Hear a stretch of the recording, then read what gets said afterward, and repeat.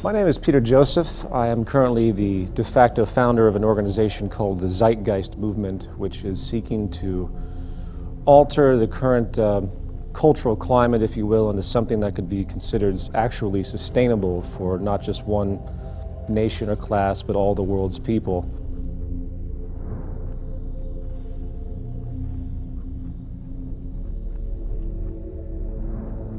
We live in a paradigm now where we have society operating on the idea that we can grow infinitely.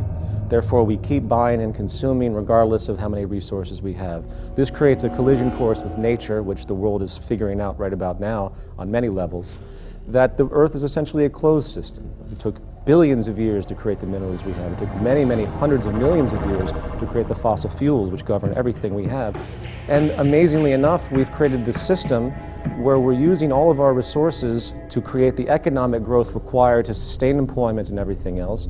And simultaneously, we're diminishing our resources at a near exponential rate, it seems, as population continues to grow. And no one seems to understand that it's an absolute clash, and that eventually we're going to run out of pivotal resources, and eventually you're going to see things, I don't know, like the human population start to dwindle down.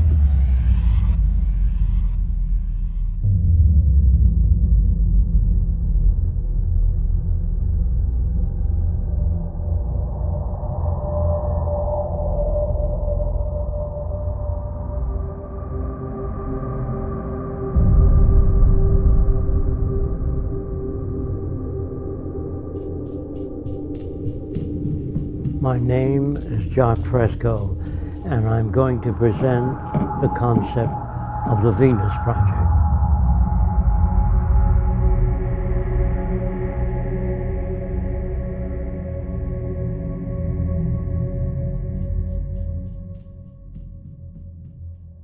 If you don't want war, if you don't want poverty, hunger, unemployment, you have to declare all the Earth's resources as the common heritage of all the world's people. All the artificial boundaries have to be removed so that people can travel anywhere. It has to be a global society.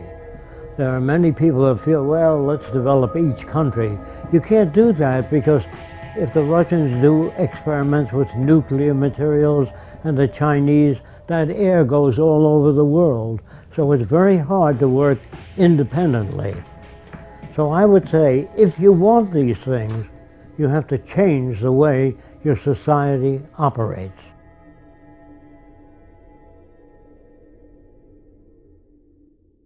We believe here at the Venus Project, we are not civilized yet. As long as you have armies, navies, prisons, police, we are not civilized. No nation is civilized. Being civilized is an ongoing process. The more we learn, the more we know about the environment and human relations, the more we're able to deal with the problems. If we fail to do that, we won't be able to solve problems. If we go with traditional values, we won't be able to solve problems. All of these pump primers do not work. There's always been wars. The wars have continued to get worse, even though the universities today have the most sophisticated equipment in the science labs, the architectural labs, all the labs, and the wars are getting worse. The explosives are getting worse. Since the atom bomb, the explosive power is much worse. So there's something definitely wrong with all cultures. When I say wrong, I mean that the system doesn't work. Now, to talk about a system that does work is a little foreign to our habits of thought, so I'm going to try to explain how we make decisions. Actually, we don't make decisions, we arrive at them. The only way a real society can operate, period, is in a steady state economy, meaning you don't have the mechanism of constantly needing to do anything other than being sustainable in your everyday living and having society recognize the attributes of sustainability rich are required. That's the value system orientation needed to create a stable society. As a brief extension of this, we live in a materialistic culture. We live in a culture that's predicated on inferiority and people thinking that they need more and more and more because of many reasons, because of someone else having more, status-oriented issues, so on and so forth. And that fuels into this mechanism of the growth economy, of getting more and more holidays, people give each other gifts. These are inventions for economics. As long as we use money and the bottom line is profit, then those who control the money are able to make the laws in their favor. And that means that they really don't care about people. They care about wealth, property, and power when that is the main incentive. So when we use a monetary system, there is no justice within this system. There's no making this system equitable. What we need is an entirely new system that we call a resource-based economy.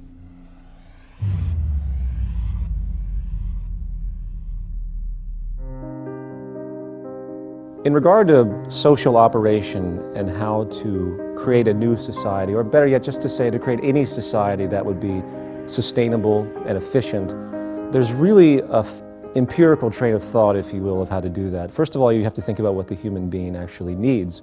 We require resources at the bare minimum. We require food, water, etc., as we all know. Therefore, resources become the most paramount subject. Resources, in fact, should be the foundation of any economic structure. So what do you do if you consider that the Earth is a closed, finite system? First thing you have to do is do a survey of the Earth's resources and the carrying capacity of the environment. If you produce a population far in excess of the carrying capacity of the environment, you're going to have trouble. You're going to have malnutrition and all the problems that go with it. So first we have to find out what can each successive environment carry and maintain a population in accordance with the carrying capacity of the Earth, not what I like or somebody else likes or some politician's notions. It has to be based upon the carrying capacity of the Earth. To organize a structure based on the intelligent management of the Earth's resources, you start from essentially the base level of where is everything. So you look at the planet, you say, okay, we have iron ore here, we have petroleum deposits here, if we were using petroleum at that point in time. In the future, hopefully will not be because it's damaging. We have places for great wind energy here. You get the point. We can assess the entire environment of what we currently use based on our technological facilities at that point, and we start to create a structure of analysis, maintenance, and management, and basically monitor and understand what we have. Then we can design the parameters for the new society. Without a survey, we couldn't do that. Survey means physical disabilities, all the known diseases. That tells us how many hospitals we have to build. Of course, the survey would include available materials. Otherwise, if you just sit down and turn out a hospital or turn out a social plan, not based on what you have, not based on what Fresco believes, only statistical evidence.